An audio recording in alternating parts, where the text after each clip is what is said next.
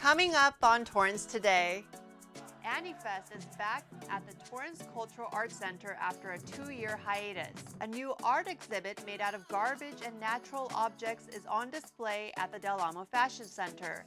And we asked and you answered. We have some of your favorite Takeout Tuesday spots in Torrance. All this and more coming up right now on Torrance Today.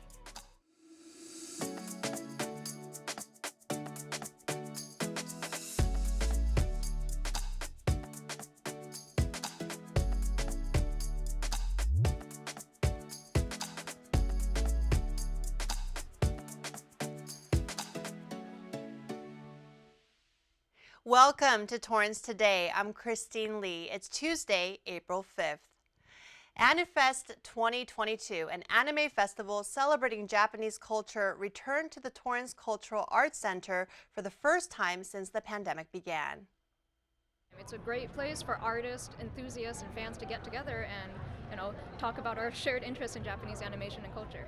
For example, we have cosplay. It's people dressing as their favorite character from anime series to show their passion and love for the character and series.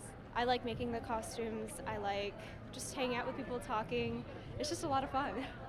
Nearly 4,000 people stopped by during this one-day event. The festival featured more than 100 vendors and a variety of traditional and modern performances. Organizers thanked everyone who came out for helping to create a wonderful experience. Well, Discover Torrance has a new art exhibit inside the Del Amo Fashion Center with some unusual items.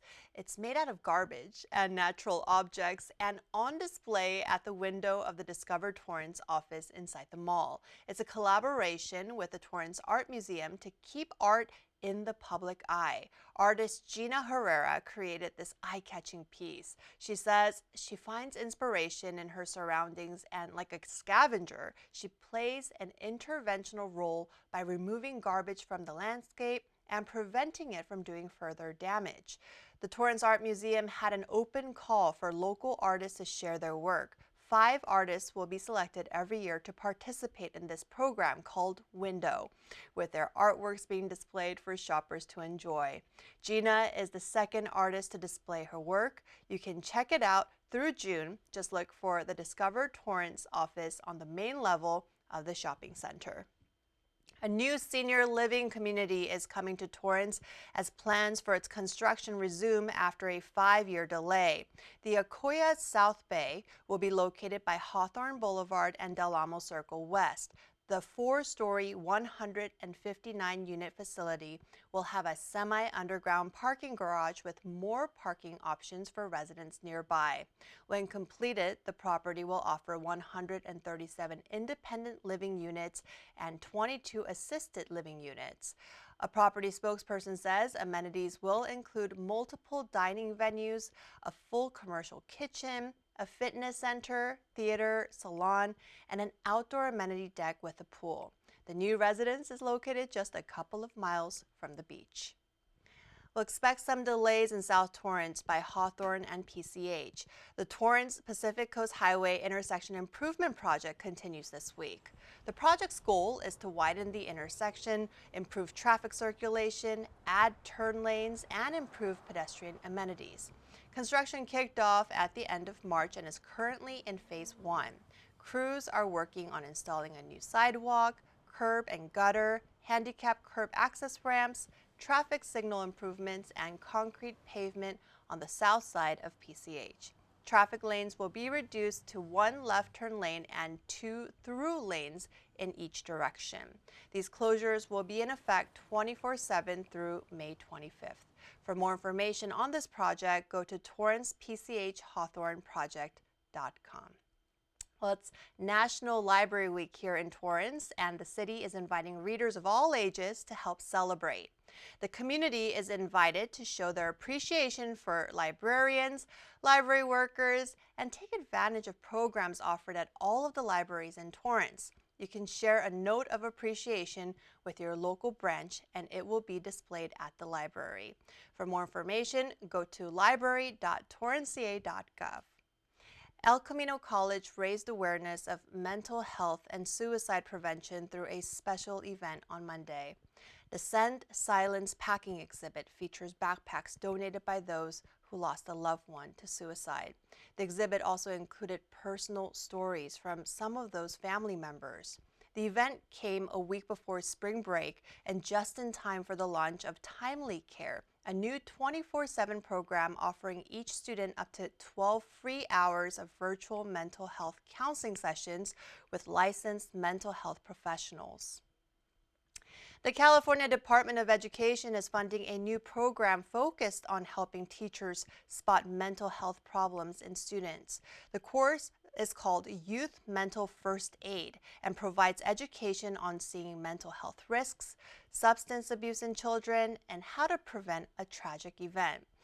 It not only helps teachers identify a potential mental health risk in students, but advises them on how to best handle the situation with suggested next steps. The training is operated by the National Council for Mental Well-Being and is available in every state. Experts say the pandemic boosted levels of childhood depression and anxiety. Many are now encouraging the training to become mandatory for educators. President Joe Biden has proposed $1 billion in new federal funding to help schools hire more counselors and psychologists and bolster suicide prevention programs. Current COVID-19 vaccines may need to be upgraded. The U.S. Food and Drug Administration said in a briefing document that the composition of current vaccines may need a change to ensure high levels of protection. Pfizer and Moderna are conducting clinical trials on their vaccines based on the Omicron variant. The FDA says scientists still don't entirely understand COVID-19 variants and the effectiveness of the vaccines. For example, the effectiveness of Pfizer or Moderna's two-dose vaccines against mild illness from Omicron dropped from 70 to just 10% 25 weeks after the second shot, according to the UK Health Security Agency. A third dose was found to boost protection levels back up to 75% for about 4 weeks before dropping again to somewhere between 25 and 40% after 15 weeks. The FDA's Committee of Vaccine Experts will meet tomorrow to discuss how the U.S. should go about changing the current vaccines if needed. The average price of a gallon of regular gasoline dropped for an entire week, a welcome trend after shocking spikes in recent months. It also dipped below $6 for the first time since March 21st.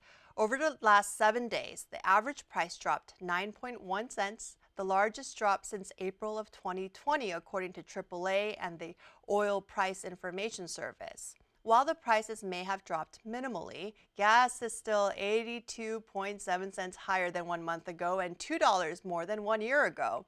So it looks like we'll continue to feel the pain at the pump for now. For gas-saving tips, experts say go easy on your brakes, travel light so your car doesn't have to carry too much weight, and keep your tires rotated and inflated to ensure that it is set to the ideal pressure. Expect hot weather this week in Torrance. The rest of this week looks a lot like summer, with sunny skies and temperatures reaching the 90s before the weekend. Expect a high of 81 degrees on Wednesday, 91 degrees on Thursday, and 89 degrees on Friday before cooling off during the weekend. It's the perfect week to spend some time outdoors, but don't forget your water and your sunscreen. Well, at the end of every episode of Torrance Today, we want to leave you with a positive story from our community that fits the theme for the day. Today, let's make it Takeout Tuesday and support a local business or two. We asked on Facebook about your favorite places to get takeout, and we got a lot of great answers. Mona likes El Burrito Jr. on Torrance and Hawthorne. Glinda says Mashawi Grill at Rolling Hills Plaza. I haven't been to that one yet. Dan recommends the San Franciscan on Crenshaw and Sepulveda. I was introduced to the prime rib there and it was delicious. Linda says Panera. Dulce says Tacos El Goloso on PCH by Hawthorne. That's where I discovered the Tacos Dorados de Birria. And finally, Roxanne says if she's paying sit-down prices, she does just that, sit at Local Kitchen or Red Car Brewery. I love both too, and also love that I can bring my dog to the patio at Red Car Brewery. Thank you for your answers. If you haven't tried any of these places yet, give them a try and let us know what dish you enjoyed the best. Well, that's our show for today. Let us know if you have a positive story to tell by emailing us at torrancetoday@torranceca.gov. Thank you so much for joining us. We'll be back tomorrow with more news from and for our Torrance community. Have a great day and see you again soon.